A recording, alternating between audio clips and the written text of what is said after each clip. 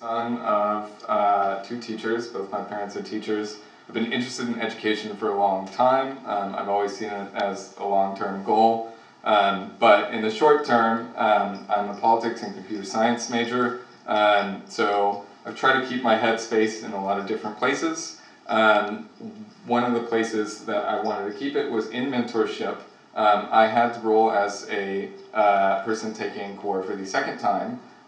So at that point, I was looking at core more from a perspective of what was I doing that was not working well the first time around, what is different now, why am I enjoying this class versus another class. That's how I was sort of looking at it, and through that I sort of fell in love with the Broll's teaching style because I think it's very good, and I wanted to work with her for something. I didn't really know what.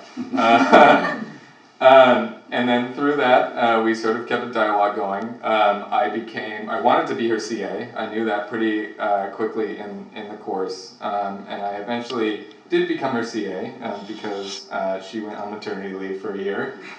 So I skipped a year, came back as her CA, really enjoyed that experience, and also tried looking at the same class, now the third time that I was going through core material, and then seeing, again, from a different perspective as a CA, and trying to see the same pitfalls that students were going through that I went through, and trying to comfort them through that experience. So, Professor DeBroll and I were speaking about mentorships, and as far as I understand it, there will be a lot of changes in the core program starting next fall. And so we wanted to do a little bit of research on mentorship, specifically peer mentorship. The process has been really long, and discussions have been really long as well. But I guess in terms of my experience through that, was both of us, I think, have an understanding that this is a long-term project with big goals and what we want to say, and how confidently we want to say it, and the kind of information that we need to gather first. So originally, there's a lot of dead spreadsheets in the Google Drive that we share of all this different information that we've collected, and then said, okay, we've had enough of that, we'll move on to something else and try to do something else and gain some more information. So at this point, we're still looking at peer mentorships. We're even more confident that that's the way to go. And yeah, that's all the stuff that I can think of off the top of my head. How I'm going to use this experience further. So in the past, I've sort of dabbled in survey making and like very small data analysis and small data sets. This is, once we collect everything, this is hopefully an opportunity to actually apply the stuff that I've learned on a smaller scale onto something that actually will have serious impact, hopefully, potentially, in the future. All right, thank you. Any questions? Cool. No. That's too fast. Oh, okay. You mentioned that you were digging through a whole bunch of data. Like, what were you collecting data on or around? So originally, one of my interests is demographic data.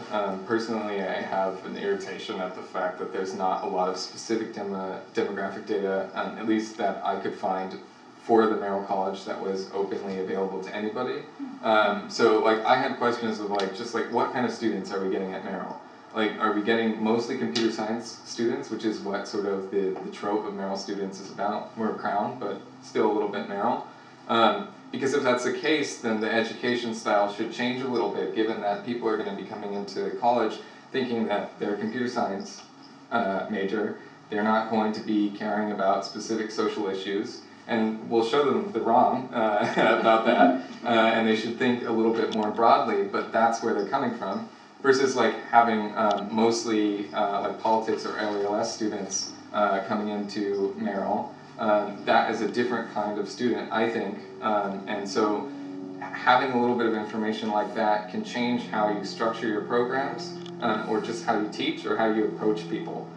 Because as a CA, and even as just a regular student talking to other people, And again, being a politics student and computer science student, I have a different approach to people depending on what they identify themselves as intellectually, because they think differently and they see problems differently.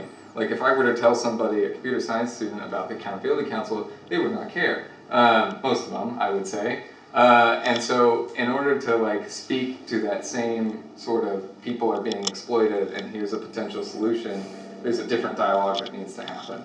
So knowing demographic data is one important part of that. Initially, I was also going through all the peer mentoring programs that we had on this campus, all the peer mentoring programs that I could find in similar colleges as us. So I went through all the UCs and CSUs and was combing through their websites, looking for all that kinds of information. From there, we were going to find demographic data and look for certain trends, like is there a connection between the number of peer mentorship programs and their like retention rates? Something simple like that kind of data. And I really thought that answer was interesting. I like surveys. I'm a survey kind of person. But my question is, as someone who took core, talking to a core expert, what would you like to see changed in core, just vaguely? I guess I can tell you why I enjoyed DeBrell's course and why I think that her approach to core is a good approach, in that there's a lot of room for flexibility. So I think there's two different ways that you can go about a core course. One of them is the way that I experienced it my first time, which is more just the standard traditional writing papers. This is a writing requirement class, and that is what you'll do. And then once you're done with that, you've satisfied your requirement. If you happen to be in any major that does a lot of writing, you still got tons more writing to go. If you're not, then like those skills for a lot of students, they felt like were wasted, or not wasted, but just they didn't feel the need to develop that kind of a skill. They were done with it. They were again a CS student, something like that. Just dropped it. They didn't enjoy the experience. They clocked out the first day. With the way that DeBrell structures his class, there's a lot more of a openness without the students knowing. I think this is something that we've talked about. So part of it is like when I first had hers, we had news groups, and we had one specific topic that we were looking at and reading news throughout the quarter, and then sort of reporting on that, I guess, out to the class. And so that allowed us as students to organize our natural interests around something, even if we weren't, like a lot of the people in my group were not people that intended on writing anything in the future, but they were really interested because they got to take a topic that they wanted to know more about and go really in depth into it. The second time around that I was a CA for a course, it was a similar thing, where they got to pick their own topic, really delve into it. They were actually supposed to come up with a lesson plan and hold the floor, originally for a day, ended up being 25 minutes or so, hold the floor and have basically a lesson for us as a team.